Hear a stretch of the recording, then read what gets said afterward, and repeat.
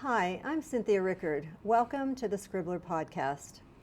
2 weeks ago, women across this country sent a clear message to the U.S. Supreme Court justices and state legislators focused on reversing the landmark Roe v. Wade ruling that legalized abortion, thereby giving women the right to control our own bodies. Chants of bans off our bodies was heard far and loud at rallies nationwide as women and men who support us launched the Summer of Rage in response to Justice Samuel Alito's recently leaked opinion that gives state legislatures the ability to force women, and by the way, any young girl capable of becoming pregnant, to carry and birth a child against her will. Most, if not all, these legislatures are controlled by white men who identify as ultra-conservative religious zealots and whose beliefs are at odds with the majority of all Americans. Today, I and my co-host, Bertram de Souza, talk with some of those active in the movement to retain women's right to control our own bodies, including Ohio State Representative Michelle Lepore-Hagan of Youngstown, Holly Carrier, a local mom who has a personal story to tell, Mandy Fellbaum, Director of Women and Gender Studies at YSU, and Dr. Melissa March, Specialist in Maternal Fetal Medicine at University Hospitals in Cleveland.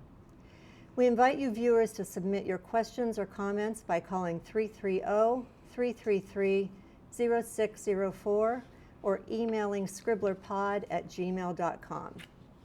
Ladies, thanks for joining us tonight. First, I just want to note that between the time we started planning this podcast and today, we've had several mass shootings in this country, including in Buffalo, just a 3-hour drive from here. But 2 days ago in Texas, an entire classroom of kids and 2 of their teachers were savagely gunned down. And I wonder if any of you would like to speak to the hypocrisy of those hell-bent on forcing women to birth children against their will, then continuing to refuse to regulate the weapons that are taking their lives just years later. Ask Doctor. I'm going to jump into this first. Yeah, go this ahead. is Representative. Please do. Should I just go ahead? Sure, yeah, go ahead, Michelle. Go ahead, we can hear you. Yeah, this is Representative Lepore-Hagan. You know, it's so hypocritical, and it's what I deal with constantly, what we deal with constantly in politics and through the legislature, when the majority, 85% of the people in this nation and in this state are calling for background checks, and their voices are being ignored by a small minority of extremists that are running the show because of gerrymandered districts and not, you know, and their own agenda and whoever is buying them, the gun lobbyists and, you know, money into their campaigns. It is just so sickening. It's sickening to watch how, you know, there is so much of a pushback on women's rights and freedoms, you know, to control abortion. But this is abortion of advanced fetuses. These are babies. These are children. These are, you know, what happens when these babies are born? Who's protecting them? You know, this righteous, you know, group of people that believe that they are protecting babies. They can't even use the term baby killers when they look and talk about abortion, because they are the ones doing this right now, because they will not take into consideration any conversation, not even a conversation about moving towards sensible gun reform and background checks in this nation and in this state. Yeah. We barely take a moment in the legislature, our last session, to a moment of silence, to honor these people that have just been, they've just been gone through hell. Mandy? It's so frustrating. Mandy?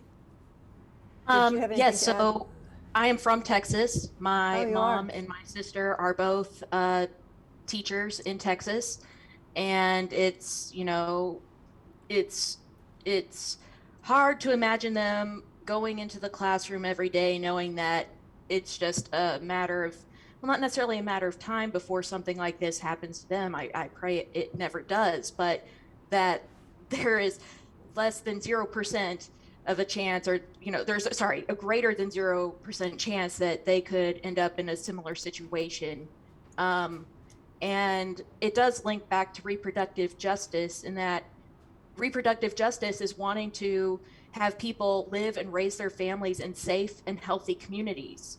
But this threat of gun violence that we have, and the unwillingness to work together on changing anything, means that this is impossible for many people.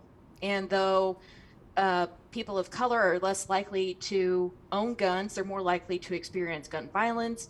The folks in Uvalde were, a primary Latino classroom, and gun violence and fear of gun violence keep people from being able to make full decisions about their lives and futures with dignity and autonomy. And it really frustrates me to no end that because of the worship of the gun lobbies and worship of guns, period, is making people unsafe to go in just about any environment. Doctor, since Mandy brought this up, I wonder if you could explain what all is involved in reproductive health, because the whole movement is focused on abortion, but it's a much wider scope of problems for women and families, isn't it? You mean the recent the laws that are looking into getting passed in many states? Yeah.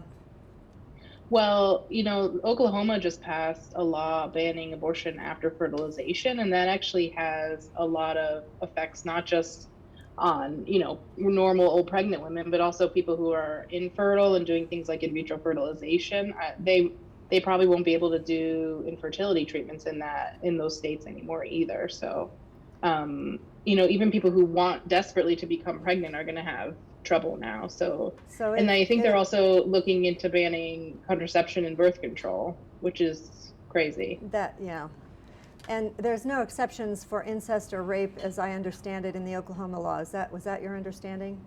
It was, yeah. And I think that's the same for the Ohio law that's about to be passed. Yeah. Holly, you've got very young children as well. So when you, as a mother, see the scenes that we saw out of Texas, and these little children being gunned down, and teachers trying to protect them, what goes through your mind? Give us some aspect of that. When I first saw the news, the first thing that came to my mind, two things actually, is I was speechless, but the only word that I could say is vote. And I hate that I feel guilty for sending my kids to school in America, where these things don't happen anywhere else. These things don't happen in Germany. They don't happen in Italy or other countries in the world. It's not something they even think about. And I'm in a lot of, local Facebook mom groups, and a lot of them have talked about, what are we going to do? And the talks of, bulletproof backpacks or things like that. It's like, why do I feel so guilty sending my child to kindergarten in America, or any, in any public school or private school? And I hate that guilt that I get to have that feeling. Yeah, it's really scary. And they said I saw one of the parents had posted, they had some kind of honor roll or some kind of assembly for the kids that day, and they told her, we'll pick you up after school, and she was dead an hour later. And that was a picture of the little girl holding that certificate. Yeah, the honor roll. And it was just because they were going to celebrate with her afterwards, after school. Yeah.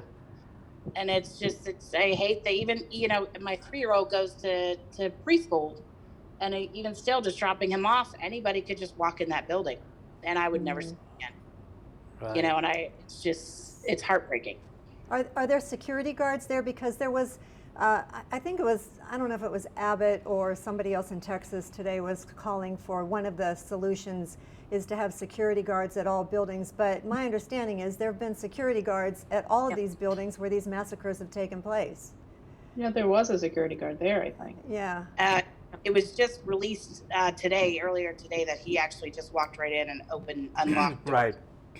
The police were allegedly holding parents back from going into the building and rescuing their own kids. Yeah. So and that there was police presence, but they wanted to wait for backup, and it was an off-duty border patrol agent that actually busted the window and shot and killed the man. Yeah. So he said waiting. When you Go ahead, come Michelle. into the legislature, you walk into the state house, you have to go through a metal detector. Right. You have to go through 3 or 4 or 5 different metal detectors before you get up to the legislator's office or where the governor is. We are protecting ourselves, but we're putting our children in this horrible situation where they have to learn how to hide. It's just, Why aren't there metal detectors in schools? I never actually thought about that, but I've never seen a metal detector in schools, and that seems like a pretty simple way to have an alert. There go are off. some in some schools, like schools with a history of kids bringing guns to school, but I mean that won't necessarily solve the problem either, because I mean it wasn't a kid from the inside who brought a gun to school. Right. And Well, they're not going to put a metal detector, I think, at every single entrance, probably just the main entrance. Right. And so you can sneak in the side door with your gun. You know, speaking about guns, and Michelle, you're in the midst of this battle. In Ohio, when the governor had originally talked about, after the Dayton massacre, talked about red flag and talked about background checks, did a complete reversal, totally, and signed a bill that is a permitless concealed carry bill with no background checks, no training, nothing. And he insists that it's not going to be, it's not going to make our streets unsafe. He insists that cities like Youngstown are not going to be in harm's way. I mean, what's going on in Columbus? And I'd like each of you to talk about, is this an issue that is a family-oriented issue, and therefore is an issue that needs to generate public reaction? Michelle, go first, please. This is his MO. The governor says one thing and then does something completely different. He's really not been a leader on many issues that he has professed to champion a cause for. Childhood poverty, infant mortality, less guns on the street. He's not stood up for any of those. He's afraid of the NRA, and he is absolutely acting in that way. We are not addressing this situation at all. And I know that I've been working with Mayor Nan Whaley after that incident. She tried to work with the governor, and he just let her down, and he let all of us down. Formed us, a committee that didn't really do anything, and didn't, it was just on the surface and just to look good. And he's not really addressing those, because he's not really a good leader in that way at all. And, we can address the fact that, we should have metal detectors in schools, but what do you do like in a performance venue? What do you do like in an art show? What do you do anywhere? I mean, are we going to have to wear, military cover everywhere we go? To the grocery store. Right. Yeah. And I think we have one of the least, we're not restricting any kind of background checks or certification and open carry. We're really getting into the Wild West in Ohio, and it's been happening rapidly in the last few years. How strong is the NRA in Ohio? As strong as it is everywhere. It's prevalent. Would you say all of the Republican legislators get money from the NRA? I would say yes. Fact check me on it, and I'm sure you'll find that it's probably most likely true. Dr. March, as a physician and as somebody who has practiced, obviously you're aware of what guns do to human beings, to bodies when they are shot. In your thinking, what needs to be done? How do you address this issue? Sure. I'm certainly not an expert in guns or in trauma, but I think like most reasonable people, even many Republicans, I think even some minimal gun laws would be helpful, like restricting semi-automatic weapons, maybe having an age restriction. So, like that kid in this shooting, he couldn't, he can't drink. I don't think he can even rent a car, but he's able to buy an AK-47 the day he turns 18. Yeah. I think even many Republicans are fine with some type of restriction to try to decrease this terrible violence that we're seeing. So I'm just sort of in that camp. I mean, I would be fine with getting rid of most guns, but I think that's unrealistic in this day and age. I'd like to turn back to the women's health issue before we lose you, because you mentioned the problems that are going to occur with women who are undergoing in vitro or freezing their eggs or freezing embryos. Can you go into that a little bit about how this anti-abortion law is going to affect those women?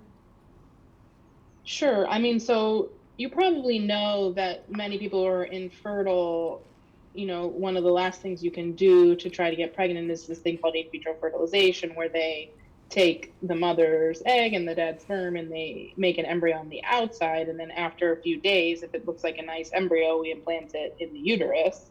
But during that process, you have to get a lot of eggs and you end up making quite a few embryos. So, there are some abnormal ones, there are some that don't grow well. And many people end up with, 8, 10, 12 embryos and they only need 1 or 2. So they're sometimes frozen for a few years. The abnormal ones are very often discarded. And then many people, once they're done with their families, choose to discard the rest. There was some law passed a while ago that they can't now be used for research. So you can't even donate them to be used for research. So it's either use them, donate them to another family, which some people do, or discard them. So it would become illegal to discard your embryos. And so it's just going to be a problem. And I'm not an IVF expert, but it's going to be a problem for infertility doctors to know what to do with the embryos during this process, and also when they're done with the process, the leftover embryos. Do you have I'm sorry. Go ahead, Holly. I'm sorry. I've done 3 rounds of IVF and know a lot of women that have gone through it, and this is a huge battle right now to decide. I mean, I have 10 plus embryos, and they obviously do not want 10 plus children. And it's scary right now what so I don't know if they're going to be forced to implant more than one, or if they're going to be forced to implant all of them. Right. We only have 2, think so I didn't plan on 4 children. So yeah, I'm not sure what's going to happen with the infertility medicine when this occurs. And I think a lot of people on both sides of the political spectrum have infertility and do IVF. So maybe there'll be an outcry about that would help. It's not going to help the rest of the abortion laws, but do you have a fear as a physician that you would be arrested or indicted for procedures that you're performing or the care that you're offering your patients? Oh yeah, absolutely. I mean, really, I only see women with complicated pregnancies, and so if I ever am doing or involved with an abortion, it's only for either usually a very bad fetal issue or a maternal threat to life. And I have been there for many times when a woman, had an infection and was septic or was bleeding, needing blood transfusion, and we had to do an abortion to save her. And I've heard that even some pro-life groups are pushing to have not even an exception for maternal life. Yeah. So I have talked to my husband, and we've talked in my group, like, what are we going to do if a lady is about to die? I think we'll probably still have to do the abortion, and then we'll have to see if we get arrested, because we're not going to let her die. Michelle, can you speak to what the Ohio law that is what's going to go into effect if Roe v. Wade is overturned in Ohio? Yes, right. We're dealing with that right now with the trigger ban, and this will happen. And I thank you for asking that. And I actually would like to ask Dr. March. We're hearing testimony daily. I served on the health committee for the past 8 years in my term in the legislature. And this was always, there was always an abortion bill going through. But we had a lot of testimony. We heard a lot of testimony from Ohio State young students that was OBGYN students that said they will not stay in Ohio. They will leave the state of Ohio. So, doctor, my concern, and I will answer your question, Cindy, I'm sorry, but my concern is that we will not have access to medical professionals that know what to do to help women or be trained in any procedures, because at times there is the life of the mother and an emergency situation, and there is an abortion would be then used as a form of healthcare and Yes. save the life of another person. So at this point in the legislature, you would be thrown in jail, you would lose your medical professional license, and these are the laws that they want to push through right now. So I feel like we're going to lose our doctors. And I'm sorry, it is a consideration for us, for many of us, yes, because we feel like we won't be able to effectively or completely do our jobs. On the other hand, though, there are still women here and families and fetuses who need care, and we don't want to abandon them just because they're we can always hopefully refer them or help them find funding to travel, if that's not illegal like it is in Texas. So I probably will not move, but I can't speak for everyone else. I think many people wouldn't take jobs here, or they might not want to train in OBGYN here. So there probably will be a thing, like a brain drain in that way. Yeah, something that we don't need. Mandy, you are Director of Women and Gender Studies at YSU. What are you hearing from colleagues? What are you hearing from students? What are you hearing from those who are involved in your program about this issue? I am hearing that they are upset and frustrated, that they do not want to lose their rights to reproductive health care, that they are just, they don't know what to do.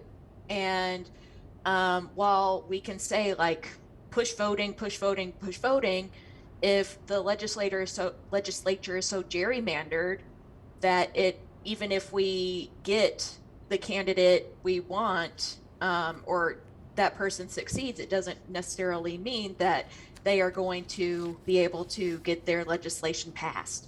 And so we're basically they're waking up to the consequences of what's been happening for a long time with the conservative agenda in terms of let's gerrymander everything to death, let's get these justices in the federal courts that are more conservative.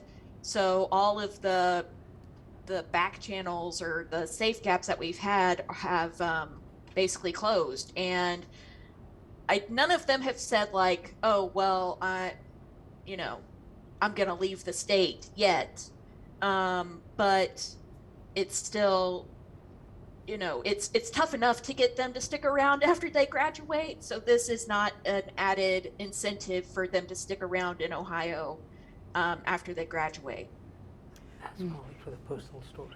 Holly, I understand that you have a personal story to share that you went through. Could you tell us about that? There was actually 2 incidents. We just moved to Ohio recently.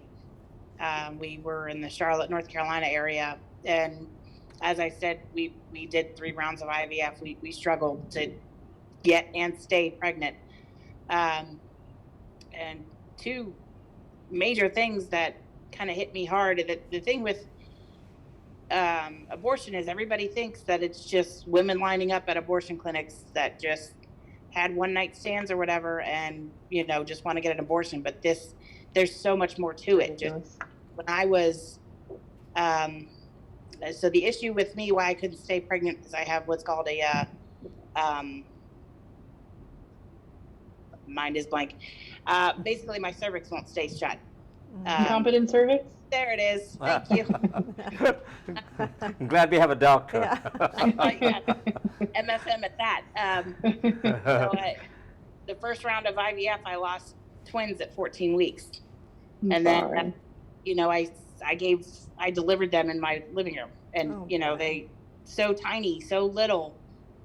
And then we thought it was fixed and everything. And I lost my daughter at 24 weeks after this second round of IVF. Boy.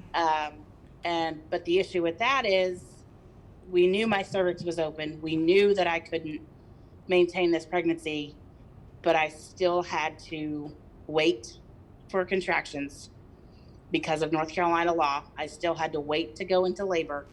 So it was just waiting and waiting and waiting. Oh and then God. finally I went into labor, which was, I'll take a C-section any day over that pain, and delivered her.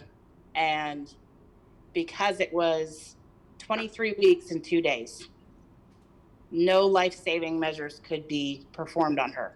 Should it have been 24 weeks, should I have made it a few more days, they could have tried. So not only was I forced to wait, I waited to just 6 days less to when they could have possibly helped save her. Is that part Granted, of the she law, would- Holly, is that part of the law as well, the life-saving It- measures when they can do it- that? It was basically hospital policy Oh. because they basically don't see a fetus live before 24 weeks. Granted, she would have had problems. She would have likely had cerebral palsy. But she was born on my chest. She took one breath and she was gone. Oh boy. And it's So just sorry. frustrating that nothing was done. And now I'm seeing, all these articles, or miracle baby finally goes home after being born at 23 weeks, 22 weeks. And it's gut wrenching that wasn't done for her. And then on the third round of IVF, I had an ectopic pregnancy. And it was to the point where my tube was going to rupture, which could be fatal. If you're not familiar with ectopic pregnancies, you could basically, if I'm not mistaken, you basically bleed out. And the shot that I had to take to terminate the pregnancy, if this is overturned, that would no longer be an option. So basically, I would wait to die at that point. If this is overturned, this is involved in that, and it wouldn't be an option for a mom, and my husband would have lost his wife at that point, because It's also the shot. mind-boggling. And it's like I said, it's frustrating that everybody, that the pro-life, a lot of the pro-life just don't realize it's so much more than abortions. And it's gut wrenching that people just don't do research. Like, if you're not going to offer abortions, you're not going to offer birth control. This doesn't make sense. Oh. And it's crazy. I saw somebody compare, it's crazy that with an abortion, you have to have a 48-hour hold, some sort of written consent from your spouse or your parents, counseling, these type of things. Yeah. Why don't we do that for guns? Why That's- can this kid just walk in and buy a rifle? I just Nope, saw a exactly. tweet. I just saw a tweet on Twitter about that today. That Yep. for somebody who wants to buy a gun, they should wait 48 hours, have to watch videos. Go to another state, travel hundreds of miles. Yeah. And yeah. And previously, I was a social worker for Child Protective Services. So I've seen these children that were not wanted, that they couldn't get an abortion because of the laws where we were. And they didn't have access to travel to where you could get a safe abortion. And it's just so, you push for these children to be born that don't need to be born, and they come into this world unwanted, and you just set them up for failure. Yeah. And it just, Go ahead. Dr. March, would you like to respond to any of that? What you're seeing in your practice in terms of what she's had to go through? Yeah, I mean, I think one of the major problems is that the people making these laws really don't understand medicine at all, and they don't care to listen to medical experts, because they try to legislate things like banning the treatment of ectopic pregnancy, when an ectopic pregnancy cannot possibly, and there has never even been one that has gone on to become a living human. Excuse me. But they for some reason want to ban treating them, which then puts the woman's life in danger. Right. Um, Well, a lot of these and, laws you know- seem to be sublimating the mother's life to the life of a They do. fetus. And But especially in that case, this fetus cannot possibly yeah, survive. right. So it's very, yeah, and they really don't care to Are, hear the science or the medicine are your to help them professional even draft the laws. are your professional organizations lobbying legislators at all? Yeah, they are. I mean, they are coming out strongly against these,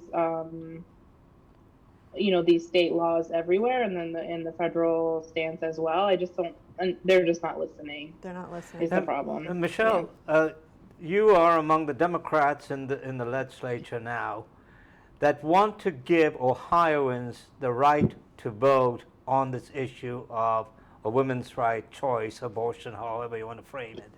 However, in order for that, in order for that question to be put on the ballot, you need the support of Republicans to pass that legislation.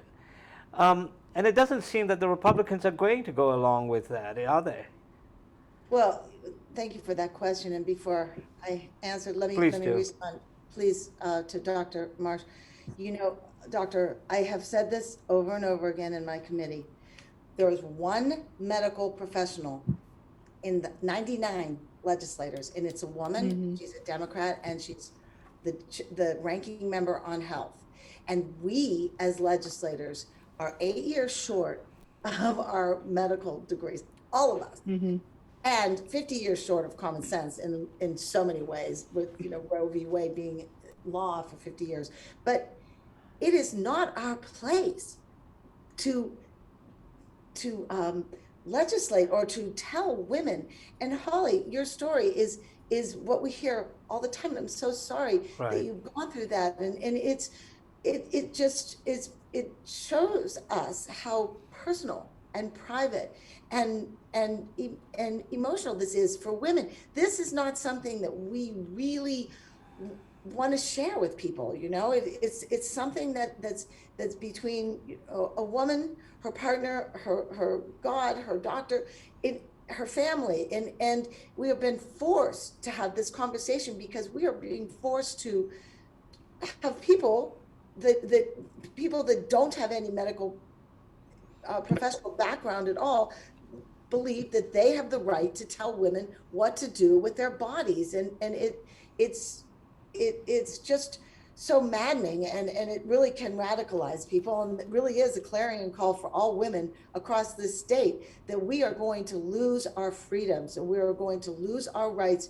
and possibly not have medical professional help in people that will even go into the field to want that, we will maybe not have the help that we will need to well, especially if, when, and how we decide to start a family. And especially as Dr. March pointed out, it's not just for women who want abortions, it's for women who are trying to birth children and who actually want children. These laws are going to affect everybody. So talk about that option, what the idea of giving Ohioans the right to vote on this issue. Thank you. I introduced a constitutional amendment with my colleague in the House, Representative Jessica Miranda, who's the assistant whip, and two senators, Senator Nikki Antonio, who's the minority leader, and Sandra Williams. So the four of us introduced legislation, joint companion legislation in the House and the Senate. This amendment would have to go through the House or the Senate and have a 3/4 vote, and then would go to the other chamber, and then it would go, essentially it would bypass the governor, and then the Secretary of State would put it on the ballot, and within 90 days it would be on the ballot. Now, we just did that with two bills that just passed yesterday, but they, when there's a will to put something on the ballot to bring voters out for one party, they can do it. So this, there's a super majority in the legislature right now because of gerrymandered districts. So absolute power corrupts absolutely. So we won't even have a hearing probably on our bill, but we will push for it. But we have to galvanize, and we have to be ready. And as lawmakers, these are the tools that we can use in our toolbox. And so we need to be ready, be interacting with people, talking to women and men across this state, and organizing and being ready to combat this. If it fails in the legislature, we will then take it to a referendum vote, Right. and it would be that just take it directly to the people and have their voice, have everybody that is registered to vote have it their say, And just go you can do around that, it. you could get the referendum on the ballot without having it passed in the legislature? Yes, you can, but but not now, not for this election. But it would take a lot of money and a lot of work and a lot of organized effort. But we can get a referendum on the ballot, like we did with term limits. Yes. What was the other referendum, Bertram? You probably remember the other ones. Trying to end gerrymandering. Yes. Yeah, yeah. I thought there was one about gerrymandering, but they didn't follow what the voters wanted. Exactly. Right. The commission has totally ignored Right. what the voters said in that constitutional amendment, and as you can see what's happening now, they don't even care what the Supreme Court says.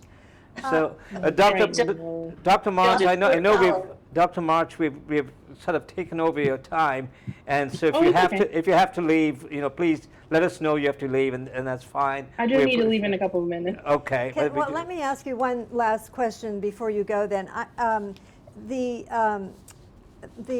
anti-abortion folks have been talking about, sublimating the life of the fetus from the point of fertilization to the life of the mother. And I wonder if you could just explain the development of a fetus from the time that it is a collection of cells, because these laws that are being put in place from the point of fertilization means that the collection of cells would take over the life of the mother. So can you just explain how a fetus develops and at what point it is not sort of a parasite of the mother's womb and can live outside as a viable human being on its own?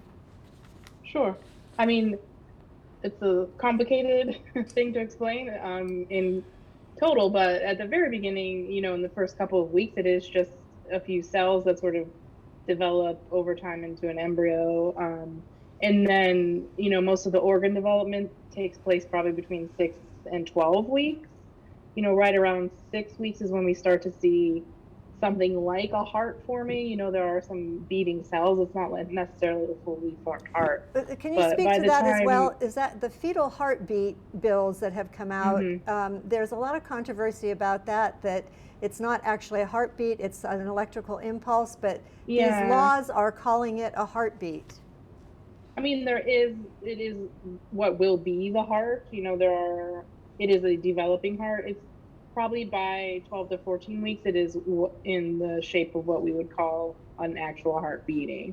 And then, most of the organs, all of the organs have formed and, look like a human fetus, by 16 to 20 weeks.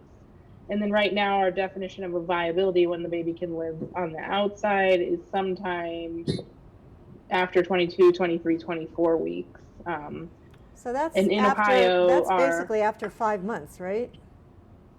I can't go by the months. It's too inaccurate for me. Right around 5 months. Yeah, sure. I know. But so in Ohio right now, the abortion ban is after 20 weeks. And which is before there is fetal viability. Okay. But if Roe is overturned, Michelle, what law is that going to still be the cutting mark, the 20 weeks? Or the heartbeat bill did pass the legislature and signed into law, but it's been held up in court, and the trigger ban is in committee right now. And how many weeks does it put that at? Is it the 6 weeks that they're putting it at? Yes. Yeah, so it's going to be the same as Texas, basically Texas. And that's extreme. I'm sorry, Holly. And the trigger ban is slated to probably vote on it before we go into recess for the summer. Which will put Ohio, just set us up to just, the trigger ban and the Down syndrome bill are both in the courts right now. They would just be law. Yeah. Just become law. Yeah. And Mandy, when they're at 6 Go. weeks, is that's when a lot of women, they don't even know they're pregnant. Yeah. So, excuse me, 8 weeks, 10 weeks, and it's And you barely missed your period. yeah, it's terrifying. if I never- you're regular, you've barely missed your period. If you're regular, Yeah, yeah. for women who aren't regular, because I've known a lot of friends who aren't, they would have had no idea. Yeah. And even like with me, I didn't show any symptoms of pregnancy until 14 weeks ish. Mm-hmm. By then you're it's second trimester. Is that common, doctor? Yeah, not everyone has nausea and breast tenderness and things like that. Hey, I would Mandy, say less, probably half of people don't have any symptoms. Mandy, in your program, when you are, as in women and gender studies, how much of this is being discussed? Not only the health aspects and not only women's aspects, but also the legislative aspects and what can be done. Give us some context, what's going on campuses around the state. I'm going to go. I'm sorry before you talk. Sorry, well, guys. Dr. Marks, Thanks for joining thank us. you very much. Appreciate it. Thank you. Okay. I'm sorry. I should have said at the beginning that my views and the things I'm saying do not reflect my employer. Sure. No, we understand supposed that. to say that. We invited you because your cousin is our technical director. Andy. Thank you, guys. Well, we invited you for your expertise, but it was great yes, both. that we had a connection to get you. Thanks for Thanks. joining Have a great us. night. Thank you. Good night. Yeah, go ahead, Mandy. I'm sorry. Okay, so there is the Planned Parenthood Generation Action Group on campus, and they are involved. They're getting off the ground and more involved in making the fact that this is a conversation that is ongoing. I mean, we had the pro-life people, the anti-choice people come to campus. Let's see. I think it would say mid-spring semester with their videos and giant billboards of fetal parts and whatnot. Oh, you mean they just came to campus? You didn't have them into your class for? Oh, discussion? the anti-choice people? No, they were in the middle of campus, Okay. which is their right, free speech wise. Right, yeah. And so many of them were not being accosted by the students, but the students were like, "What are you doing here? This is, the anti-choice people were like, well, once you've had sex, you've made a decision that you're gonna, potentially have a kid," and they were not about that at all. So those sorts of discussions are going on campus. In terms of in the program, because we're an interdisciplinary program, including classes across the university, I can only speak to my classes in particular, and I don't right now have a discussion outright about abortion in any of my classes. It just I started my teaching in Oklahoma, so I was like, I do not want to discuss that at all. But Ohio, I think I would be more willing to have those discussions, especially if they're prompted by the students. I more talk about how there are injustices all around for people. And in my gender class in particular, I talk about, we do a whole unit on transgender children. And that is another thing that is impacted by all of this legislation that is going against bodily autonomy and misunderstandings about medicine, is that transgender children, there's this misunderstanding like, oh, well, they're automatically going in for surgery, like they're having an appendectomy or something, but getting genitals removed. And it's like, no, they're just being put on puberty blockers, and it's for their mental health reasons, because you'd rather have a kid on puberty blockers than a kid in a coffin, essentially. But it's just trying to make clear that this is all part of living in a white supremacist patriarchy. Yeah. One of the questions that was raised earlier was about the gun issues and violence and what we can do in our schools in order to provide protection. And it's like, okay, well, even if we protected schools as much as possible, this is a masculinity issue, especially a toxic white masculinity issue. If nurturing and community and caring are associated with the feminine, then they're devalued. You know, our descriptions of masculinity right now, in order to be considered a real man, you have to put the hell in health, you have to have daring bravado, you have to prove oneself through your willingness to engage in violence.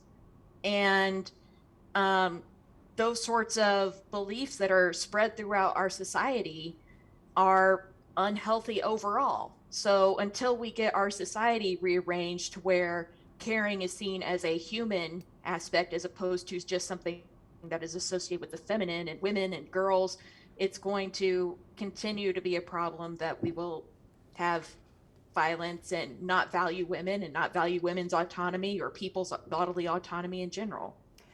Mandy, can you speak to the history of abortion? Because my understanding is that there were times in the history of this country when abortion was legal until what they called the quickening, until a woman could feel movement in her womb.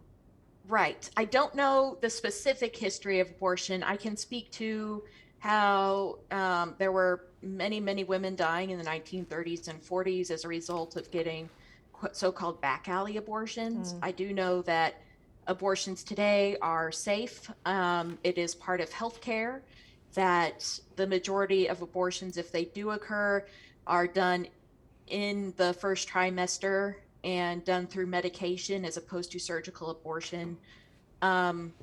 You know, Roe v. Wade was landmark legislation that came along with other legislation that said things like marital rape is a thing, that women have a right to have their own credit cards, for instance. We forget all of the progress that women have made over in the time. not too distant past, actually. Yeah, the not too distant past. Yeah. So I know we fear going back to times when we would have the hanger imagery of women having abortions that way. And it's not that people will refuse to have abortions if abortion is banned. It's just there will be less access. You know, New York and California are bolstering their rights to have abortion in those states, even if Roe gets overturned. But that just means that citizens in Ohio and Texas and Oklahoma, et cetera, will have to go to those states in order to get care. And worry about child care and they're losing their jobs. Childcare, affording it, losing their job, and it's not fair. Let me ask this question to all three of you from a political standpoint. When Cindy introduced this podcast, talked about the anger that women now feel. Women have traditionally voted in greater numbers than men have. Okay, do you believe that this anger that is being felt now throughout the country because of the possibility of Roe being overturned will manifest itself at the ballot box in November, or have the Republicans done such a great job of making sure that their people, their voters, turn out in numbers that sort of win at the polls, that this issue is not going to be enough to generate interest among women? Could all three of you speak to it? Michelle, go first, if you will. Okay, yeah, thank you. I'm chomping at the bit here. Yes, I believe it will galvanize women. This and the incidents that are happening in this nation with gun violence, those are moms' issues, if nothing else. Women are pulling together for this. The constitutional amendment that we're introducing in the legislature is the Reproductive Freedom Act. Right. Because it's preserving our rights in the Constitution, and we should not be taking our rights away. When we think about things like, suddenly we'll have less rights, doctor, than our brothers, and then our sons. We'll have less rights than our husbands because we're women. And so we have to, this is the clarion call to women. We are losing our rights in the Constitution. And so this act that we're introducing and we're putting it on the ballot, if we can, in any way that we can, we'll take it right to the voters and we'll say, are you equal are you as equal to a man? And what men out there are standing with women? And let's, just take it to the streets, take it to the polling booth. Holly, what are you Good. hearing from your mom's groups? Do you think that women are going to turn out in droves for the election? With women, there's two things you don't want to mess with: their bodies and their babies. And with the school shootings and all this going on, I think we will see records setting for how many women are coming to vote. The issue I'm seeing with abortion and women's rights is kind of the baby boomer generation is seems to be very pro-life. And if I'm not mistaken, they are undoubtedly will always be the voters as that generation. But I think you're going to see more and more younger women voting and realizing people can actually vote on my reproductive health. And it's just not going to work. And it's just going to get to the point where, like I said, so many people just think abortion, as far as reproductive health, is just abortions. And like I said, it's so much more than that. Yeah. And I think that kind of comes out that, wait a minute, this isn't just about some 18-year-old going to an abortion clinic. This affects me as well. So, having consent from your husband to get birth control. It's Yeah. like, I do, but he has no right to tell me what I can or cannot take. right. And in fact, there are some states that are not only wanting to restrict abortion, but also wanting to restrict the morning after pill. Yeah. They also want to restrict contraception. I mean, this is going beyond anything that this country has seen. But I did want hear. them to birth these babies, and you can't even find formula to feed these babies. Yeah. And then all these men are, well, you have breast milk. No, not everyone has breast milk. Right. I couldn't breastfeed my kids, and both of my kids required very specific hypoallergenic formula that you cannot find right now. Yeah. And I actually saw some on eBay being sold for over $500. Whoa. And it's, Oh, God. Wow. and it's just, you want them to birth, you want to take away this right and bring them into this world, and you can't even provide basic nutrition. And then the government and the pro-lifers don't provide, the so-called pro-lifers don't provide the care for them after they're No one born. cares. So they're essentially pro-birth, not pro-life. No one cares about the children or the mothers. Like, even for the mother, I got Yeah. a 6-week checkup. Both viable pregnancies that I had, I suffered postpartum anxiety and postpartum depression. Oh I got my one gosh. visit from my doctor. One And that's visit. it. The 6-week follow-up visit. That's it. That's all you get as far as insurance goes and all that. Granted, I had a fantastic doctor that I had her personal cell phone number, and I was able to reach out to that. But no one provides postpartum care to mothers. Yeah. And postpartum depression seems like it's a big problem that is just being talked about more and more these days. Yeah, and that's what I hope that my generation brings out, that there's so much more than everybody comes over to see the baby and wants to hold the baby and see the baby, but no one sees the mother. Yeah. I'm sorry. Go ahead, Michelle. We didn't even address maternal mortality issues and forcing women, specifically African American women, and maternal mortality rates are really high and very dangerous. And and it's to force somebody to carry a fetus to term, it could possibly be a death. Yeah, some doctors that I've read have said that being pregnant is more dangerous than having an abortion. So, they're really taking it changes your the life. body Yeah. for the rest of your life. Yeah. Yeah. And even now, my son, he just turned 1 a month ago, and I'm still suffering. Like, I just get way overstimulated. And, the thoughts that go through your head is just like, well, if we're playing outside, what if a dump truck all of a sudden pulls up to the yard and hits him and kills him? It's like, those are not thoughts that you had. I know. It's just like, I can't stand loud noises, multiple things like that. And I was never like that. Never. And it's been over a year. And my physician even said that postpartum depression can hit anywhere between birth and 16 months. Wow. And And it's how, just how long does it no. normally last? Did they tell you that? No, like you can be placed on medication, which helped me, but it's just like, okay, now I got to suffer the side effects of that medication, which is, Yeah. nausea, headaches, Yeah. shaking, and, mood swings, things like that, which are already hormonal. So, Add on an antidepressant and you're, poor Billy, bless him, not, it's just, but it's just, no one thinks about this baby coming into the world, and then the mother has to do, and then if you do choose to breastfeed, that is 3 full-time jobs in itself. Yeah. Breastfeed, pump, and it's just, no one takes into account the mom. Some time ago, and Michelle knows this, I've been doing politics, covered politics in Ohio for 40 years.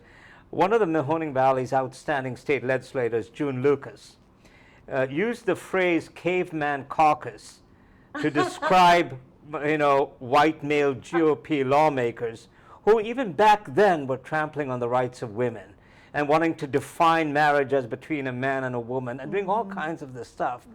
Since that time, Republicans, through gerrymandering, have expanded the number of cavemen in the Ohio General Assembly.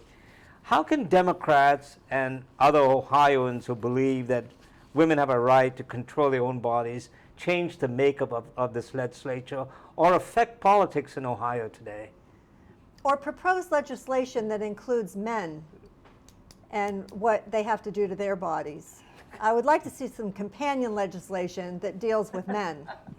That they have to start providing child care and food and health care from the moment of fertilization.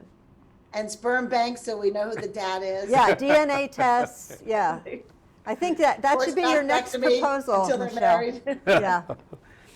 It's a vicious cycle, it really is, because like we were just all talking about, you just get really beaten down and it becomes apathetic. People become apathetic and feel like the government is not working for them, so why should I vote? And I think that, the further we get pushed with all of this nonsense, this insanity, I hope that we will be galvanized, and I hope that, Holly is right and Dr. Feldbaum is right, and that we get to, we'll be able to say, enough is enough, and we're going to push back, and we are going to get voter registration up and get people to the polls. That's what I wanted to ask both of you, Mandy, because you did mention you wanted to talk about the first meeting of the Steel Valley Reproductive Justice Coalition. Yes. So, can you talk a little bit about that? Because I guess the organizing to get people to the polls in the fall is going to be one of the big things if the Republicans are not successful in throwing the election back to legislatures. But can you talk a little bit about what your group is going to be doing? Right. So the Steel Valley Reproductive Justice Coalition came together in order to put on the Bands Off Our Bodies rally that took place on May 7th. 14th. Yes, May 7th. 14th? 14th? Yes, I think, yeah. Yeah. Time has passed. Yeah. Anyway, and we were talking, it was just, we want this group to not just be a bunch of white ladies. And in order to do that and be more intersectional, we realized that we need to get a wider coalition. So we're having our first meeting on June 1st at the Universalist Unitarian or Unitarian Universalist in Youngstown, Church in Youngstown. On Elm Street, right? Yes, on Elm Street at 6 p.m. And anyone who is interested in reproductive justice is more than welcome to be here. We are working on pulling together some gas card reimbursements for people who really need it. I mean, we are serious about wanting people from all walks of life to come who are interested in trying to get this off the ground and get it started. We're going to try and provide food, try and provide some childcare. That's not to say like just drop your kids off randomly, but we are eager to hear from, like I said, people from all walks of life, because everyone has their own story about their reproductive health, essentially. Men, women, non-binary people, transgender folks, I mean, parents, non-parents. I'm not a parent and I am highly involved in it. And that's just, we want to hear what brought you here, what do you bring to the table, how can we get together and organize, not just in order to get people to the polls, but to keep this going. You know, it's one thing to have a rally and get all pumped up and empowered, but it's another thing to try and make this an ongoing coalition to actually affect change, which is what we need to do, especially in Ohio, if we want to continue to have access to abortion care that is close by. In addition to voting power, women also had economic power. And so, which can be used to push major corporations and other businesses to pressure anti-choice members of Congress, states, legislators, and even governors. Has the time come for a nationwide campaign like this? For example, in Ohio, Intel is investing billions. I'm sure they do not want to come to a state that is beginning to look a lot like, some backwater state in the South. And I lived in Alabama for 3 years, so I have a right to say that. But I'm wondering whether women need to start using this power, this economic power, to tell these major corporations, if you're going to Texas, you better start paying attention to what the social issues are in Texas, such as Toyota investing in Texas. Or if you're coming to Ohio, you better know, what these legislators are doing to women and to minorities on voting rights and all this kind of stuff, and the guns. Is that kind of, would that galvanize women? I mean, they're around the time of the rally, there was a call to have a Mother's Day strike, to have just everyone, all women, but especially mothers, just stop going to work. And it's like, well, that's not exactly very feasible, especially since it was so last minute. It did work in another country back, one of the Nordic countries back in the 70s. I don't know that it would work from here today. Nevertheless, as you mentioned, women do have economic power, and they could make it clear to corporations. And some corporations have said, like, if you get pregnant and you need an abortion, we will help fund your transportation to a state that will be I'm trying to think of which ones. Maybe it was Starbucks, like corporate, not individual level. Yeah. Apple, I think, has said that because they realize that women are valuable members and pregnant people are valuable members of the labor force. And it's not that they don't want them to be pregnant or anything like that. It's more that recognizing that that's part of bodily autonomy and your human rights. Michelle, So, as a state legislator, you think that women can use this power? Oh, definitely. And I agree with you completely about Intel. I really wonder if they'll pull out at the last minute after the election, after DeWine runs on the fact that he brought them here, then they're going to leave, because they're going to notice that our public education is dropping rapidly. Women's rights will be gone. Yeah, what women are going to want to come to this state? Yeah. Pardon? What women are going to want to come to this state? And we're not investing in our arts and culture like we should be, and our universities. We're cutting that even here at YSU. So I just, I think that this is going to hit us. We're going to get slapped in the face with this, because we will not be able to attract businesses with people that want a quality of life, good education, and they believe that women are equal to men and should have the rights to their own bodies and decisions that they make for themselves. I don't know. And on top of it, we'll lose a lot of our medical professionals and a lot of our research we were like a state known for the most presidents in our history. And I don't see that. I just feel like we're just really spiraling out of control. We spoke about this at some of our previous podcasts, but Democrats' messaging has been pretty poor The conservatives and the GOP, they're great at it, and Donald Trump just took it to a whole new level.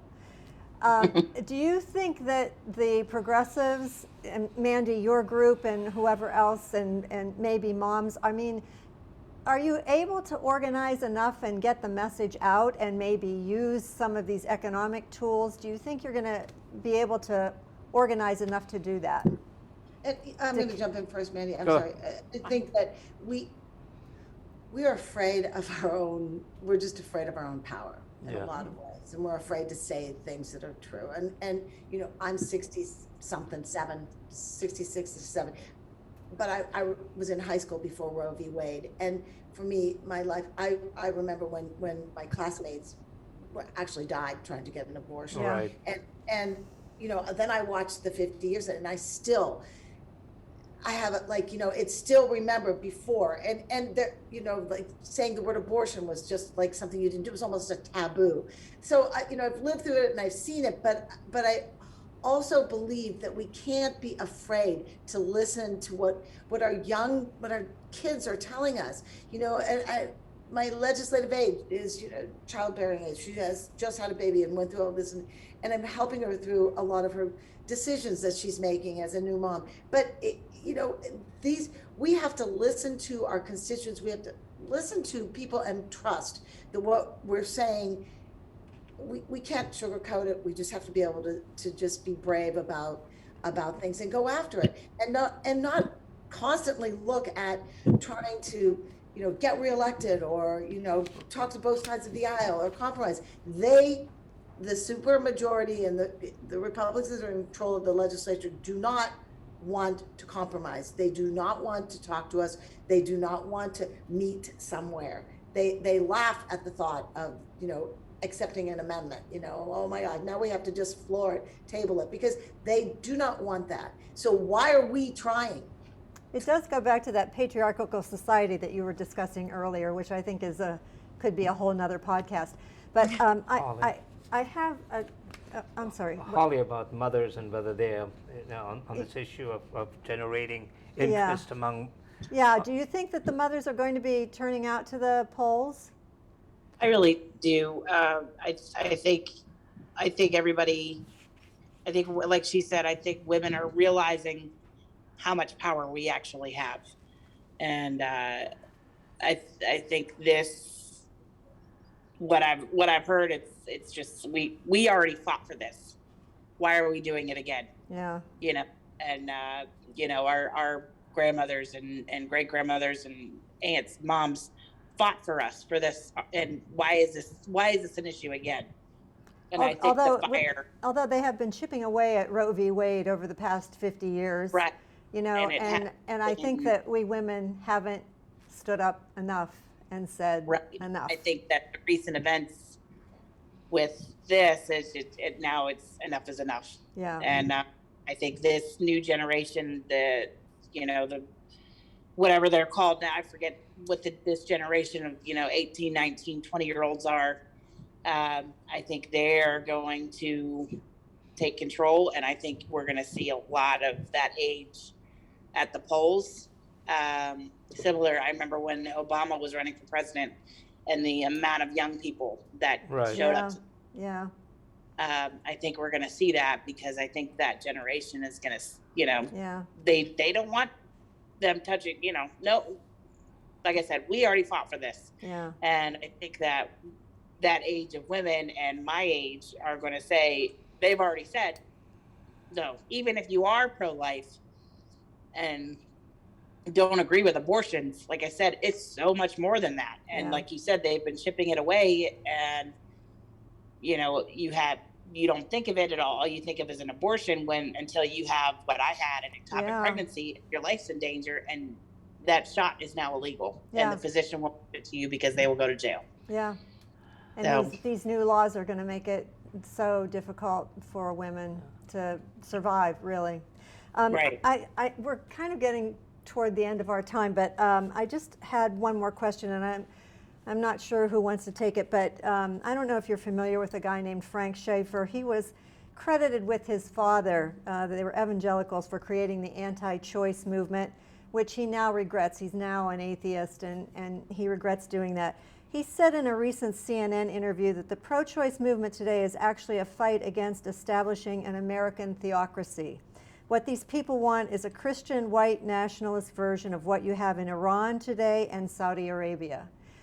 And I'm wondering, I haven't heard anybody talk about, I'm not a Christian faith, I'm Baha'i, and I haven't heard anyone talk about religious freedom in terms of these laws that are being proposed based on Christian values and Christian scripture and their particular interpretation of that scripture. Michelle, maybe you can take this. Has there been any discussion about freedom of religion in this fight? Of course, and the pushback from the Jewish faith, life begins at the first At breath, the breath, not yeah. the heartbeat, and there were very impassioned testimony in health committee regarding that, and also, this is the political their religious belief now infringed on our political rights. It's true, and the separation between church and state, religion and politics, church and God and politics is really getting muddled up. We say a prayer before a Christian prayer before every committee, and then the Pledge of Allegiance, and then a prayer before every session, and then the Pledge of Allegiance, and it's always the one religion, and it's a big part of it for sure.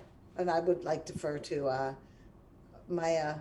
our colleague here on the at YSU, who's learned in this. Yeah. So, studied in this. Oh my gosh. Yes, it definitely is a matter of trying to eliminate the barrier between church and state, which is one of the foundational aspects of our nation. And you can see it not just in terms of reproductive choice, but in terms of education overall.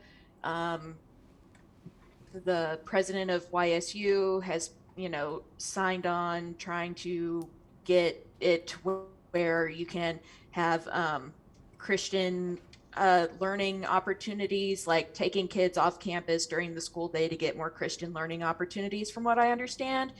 And like part of the PR for that sort of stuff. So it's this separation between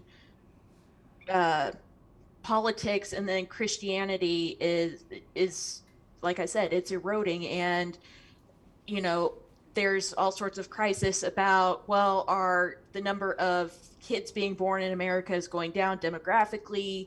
And you could point to, okay, well, once the kid is born, we don't really support them, and we don't support the parents either. So what exactly is the incentive to bring a kid into the world if the government is just going to say, like, okay, well, that was your choice to have a kid, so you get to do everything on your own now. Yeah. I mean, it costs about $10,000 per kid, depending on where you live in the nation, per year for childcare.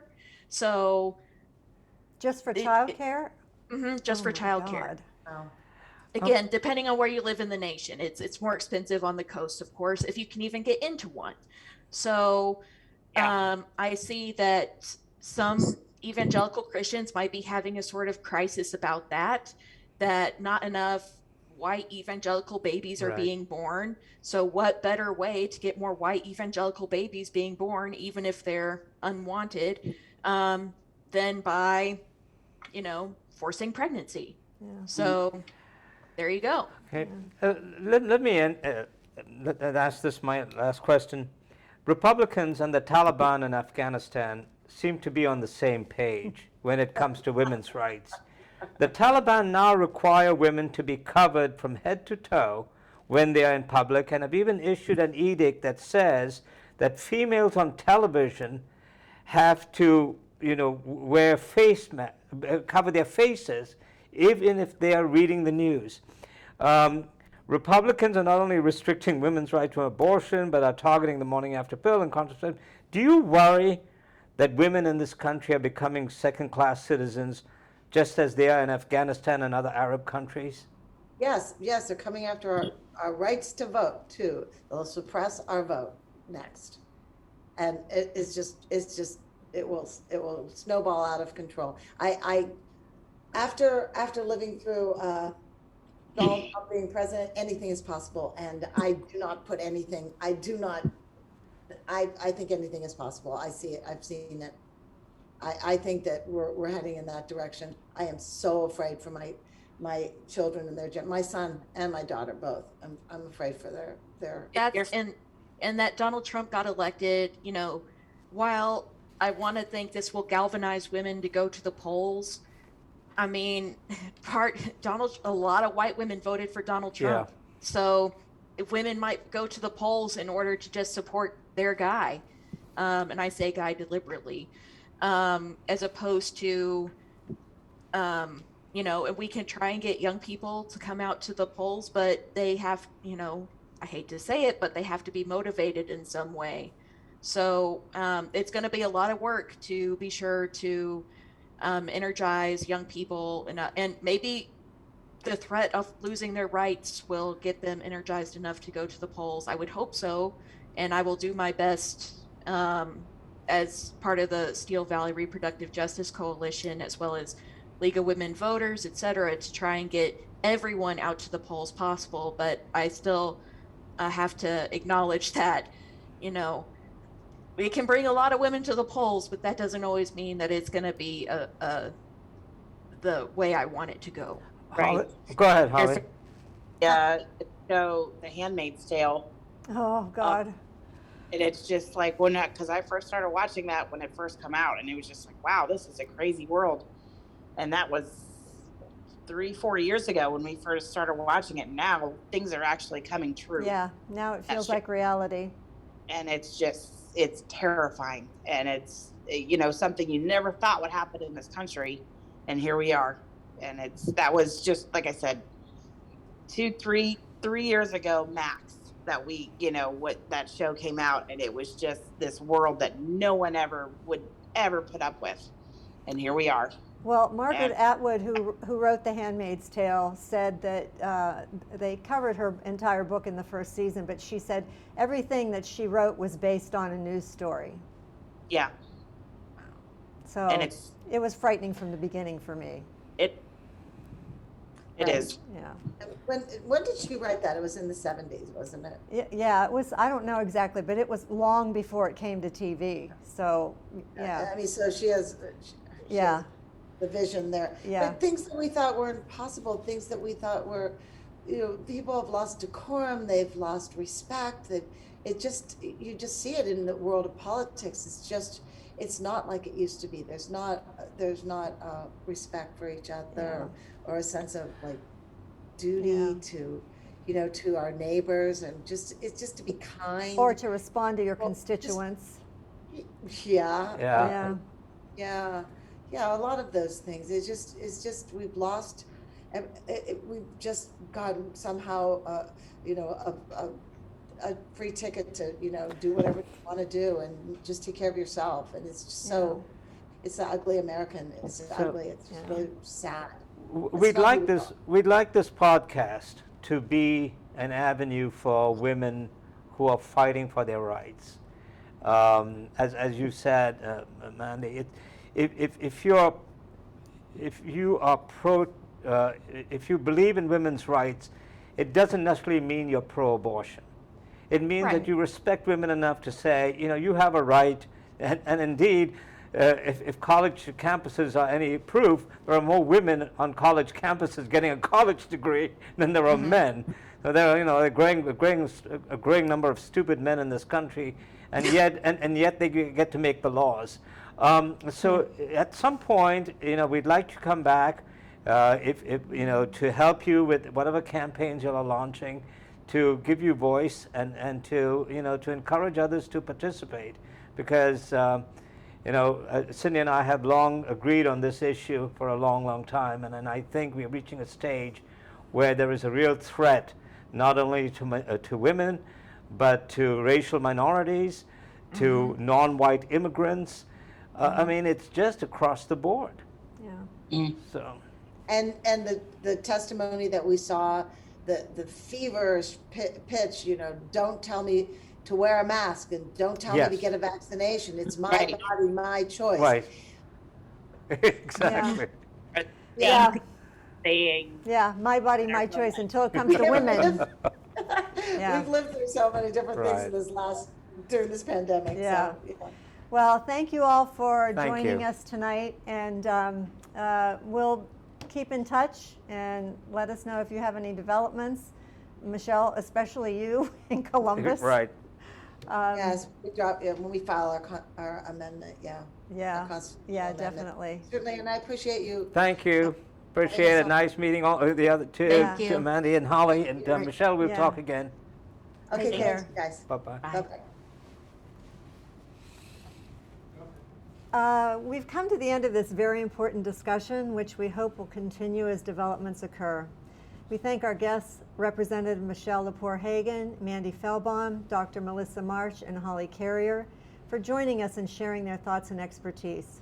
And to you viewers, we hope we've added to your understanding and consideration of this matter, which promises to continue to be a focus for Americans for some time to come. Please click on our subscribe and bell alert buttons on our YouTube channel, Bertram de Souza's Scribbler Podcast, and like our Facebook page.